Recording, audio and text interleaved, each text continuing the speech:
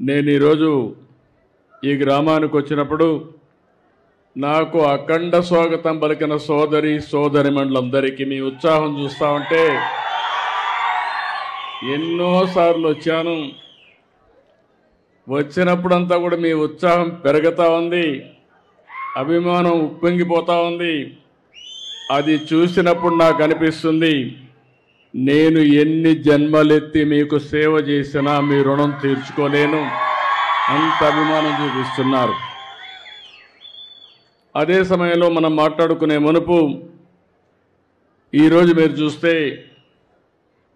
దేశం మొత్తం యుద్ధ వాతావరణంలో ఉంది. ఏదైతే మన వాళ్ళ మీద ఎవరైతే టెర్రరిస్టులు ఉన్నారో వాళ్ళు వచ్చి దాడులు చేయడం, దానిపైన దేశమంతా కూడా ఎక్కడికక్కడ చలించిపోవడం, అది చూసిన తర్వాత ఇప్పుడే కాదు ఎప్పుడూ మన దేశం టెర్రరిజానికి వ్యతిరేకం. ప్రజాస్వామ్యంలో టెర్రరిస్టులకు ఎక్కడా అవకాశమే లేదు. అలాంటిది మన దేశంలో ఎవరైతే మీరు చూస్తే దేశంలో చాలామంది వివిధ ప్రాంతాలకు చెందిన వ్యక్తులు కాశ్మీర్కి వెళ్ళడం, అతి దారుణంగా అతి కిరాతకంగా ఆడబిడ్డల ముందర పిల్లల ముందర మగవాళ్ళని ఇష్టానుసారంగా చంపేశారు. అది చూసినప్పుడు చాలా బాధేస్తుంది. అలాంటి సంఘటన జరిగిన తర్వాత ప్రధానమంత్రి గారు ఎప్పుడూ చెప్పారు, తీవ్రవాదానికి ప్రపంచంలో చోటు లేదని చెప్పి దీనిపైన చర్య తీసుకోవాలని సింధూర్ అనే కార్యక్రమం పెట్టి టెర్రరిస్టులను హతం చేసిన దేశం, హతం చేసిన ప్రభుత్వం కేంద్రంలో ఉండే ఎన్డీఏ ప్రభుత్వం అని చెప్పి కూడా నేను మీకు తెలియజేస్తున్నాను. అలాంటి చేసినప్పుడు ఎక్కడికక్కడ వాళ్ళు కరెక్ట్ చేసుకోవాల్సింది పోయి మళ్ళీ ఏదైతే ఈరోజు పక్కనుండే పాకిస్తాన్ అయితే మళ్ళీ మన మీద దాడులు చేస్తూ కవ్వింపు చర్యలు చేస్తున్నారు. అయితే మన దేశంలో ఒకటే చెప్తున్నా, మొన్న కూడా నేను చూశాను, అమరావతి చివరి మీటింగ్ ఆ రోజు ప్రధానమంత్రి గారు వచ్చింది. అమరావతిలో కొన్ని లక్షల మంది సమక్షంలో నేను ఒకటే చెప్పాను, ఈ దేశాన్ని రక్షించే శక్తి ప్రధానమంత్రికి ఉంది, ఎవ్వరూ ఏమీ చెయ్యలేరని మేము ఆ రోజు చెప్పాం, అది చేసి చూపిస్తారని మరొక్కసారి మీ అందరికీ విజ్ఞప్తి చేస్తున్నా. చాలా మంది దేశభక్తితో డిఫెన్స్కి వెళ్తున్నారు.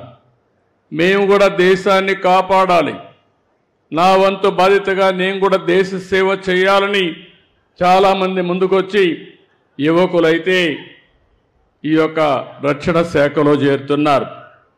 అందులో చేరిన వ్యక్తుల్లో మన తెలుగు బిడ్డ మురళీ నాయక్ ఈ జిల్లా వాసి. ఆ మురళీ నాయక్ ప్రాణాలు కోల్పోవడం చాలా బాధేస్తుంది.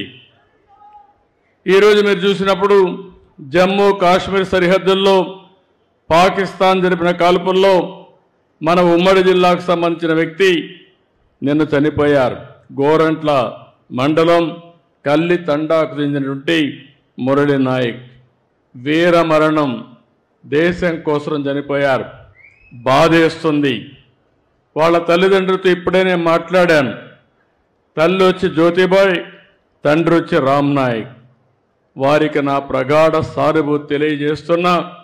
ఈ రాష్ట్రం, ప్రభుత్వం, సమాజం మీకు అండగా ఉంటామని ఈ సభా సమావేశంలో హామీ ఇస్తున్నానని చెప్పి కూడా నేను మీకు తెలియజేసుకుంటున్నాను. 2 సంవత్సరాలు ఆర్మీలో ఉన్నాడు, ఎనలేని సేవలు అందించాడు. మనం అందరం ఒక విషయం గుర్తుపెట్టుకోవాలి, ఈరోజు ఎవరైతే సైనికులు ఉన్నారో వారు బార్డర్లో ఉండి అనునిత్యం మన కోసం నిద్రాహారాలు మాని దేశ రక్షణ చేస్తున్నారు కాబట్టి మనం హాయిగా నిద్రపోగలుగుతున్నాం. అలాంటి ఈరోజు మనం చూస్తూ ఉంటే కొన్ని దేశాలు ప్రజాస్వామ్యంలో ప్రపంచంలో ఎక్కడ కూడా హింసకు తావు లేదు. అందరూ కూడా ప్రగతిలో పోటీ పడవలసిన అవసరం ఉంది. దేశాన్ని అభివృద్ధి చేసుకుని ప్రజలకు మెరుగైన జీవన ప్రమాణాలు అందజేయాల్సిన విషయం ఉండాలి కానీ ఎక్కడికక్కడ కవ్వింపు చర్యలు చేయడం, లేనిపోని సమస్యలు క్రియేట్ చేయడం చాలా బాధేస్తుంది. అయితే ఇలాంటి జరిగినప్పుడు మనం అందరం కూడా అండగా ఉండాలి. దేశభక్తితో ముందుకు పోవాల్సిన అవసరం ఉంది. మన రాష్ట్రంలో ఉండే అన్ని ప్రాంతాలు కూడా అప్రమత్తంగా ఉండాలి. దేశం చేసే పోరాటానికి ప్రతి ఒక్క వ్యక్తి సంఘీభావాన్ని తెలియజేయాలి. అండగా ఉంటామని నినదించి చెప్పాల్సిన అవసరం ఉందని చెప్పి కూడా నేను మీకు తెలియజేస్తున్నాను.